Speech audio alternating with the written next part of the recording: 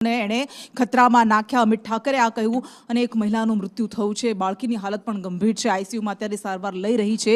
જીવન મરણ વચ્ચે ઝૂલા ખાઈ રહી છે। પરંતુ આ અત્યંત ખતરનાક ઘટના છે અને અત્યારે ઉનાળાની શરૂઆત થઈ ગઈ છે અને એની સાથે જ દરેક જગ્યાએ અતિ સમાચાર મળી રહ્યા છે મોટા મોટા શહેરોથી પણ કે આગ લાગી રહી છે। ક્યાંક વાહનોમાં આગ લાગી રહી છે, ક્યાંક મકાનોમાં, ક્યાંક ફેક્ટરીઓમાં આગ લાગી રહી છે અને આવી જ આગ રાજસ્થાન હોસ્પિટલ પાસે પણ લાગી હતી।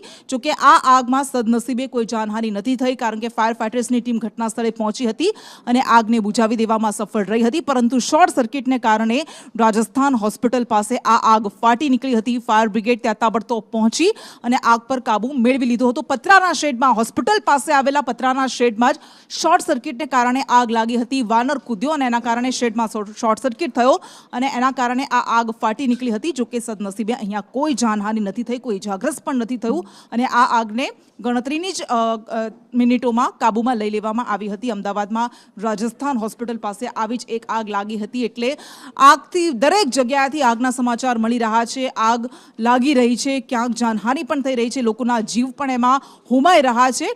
પરંતુ આ અમદાવાદમાં રાજસ્થાન હોસ્પિટલ પાસે પતરાનો શેડ કે જેમાં વાનર કૂદવાને કારણે શોર્ટ સર્કિટ થયું હતું, આગ લાગી હતી, એ આગને કાબૂમાં લઈ લેવામાં આવી છે। કોઈ જાનહાનિ નથી થઈ। પરંતુ અમદાવાદના જીવરાજ પાર્કની સોસાયટીમાં લાગેલી આગ એ અત્યંત ખતરનાક આગ કે જેમાં એક મહિલાએ પોતાનો દમ તોડી દીધો છે। રહેણાંક મકાનને આ ભઠ્ઠી બનાવી દેવામાં આવ્યું હતું, એસીનું ગોડાઉન બનાવી દેવામાં આવ્યું હતું અને એમાં એક મહિલા મોતને ભેટી છે। તો આ બીજી ઘટના, એક જ દિવસમાં અનેક ઘટનાઓ સામે